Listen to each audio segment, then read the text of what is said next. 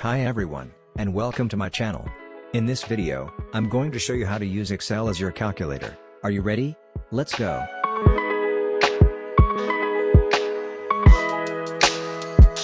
Excel is a powerful spreadsheet program that can be used for a variety of tasks, including basic calculations. To use Excel as a calculator, you can simply type your calculations into cells. For example, to add 2 plus 2, you would type equals 2 plus 2 into a cell. Excel will then calculate the expression and display the result. You can also use the Auto Sum button to quickly sum a range of cells. To do this, select the range of cells that you want to sum, and then click on the Auto Sum button. Excel will then automatically add the cells and display the result.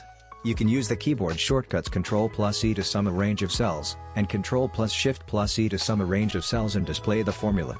You can use the formula bar to view and edit the formulas in your cells. That's it for this video. I hope you learned how to use Excel as your calculator. Thanks for watching. If you enjoyed this video, please like and subscribe to my channel. And if you have any questions, leave a comment below. Thanks.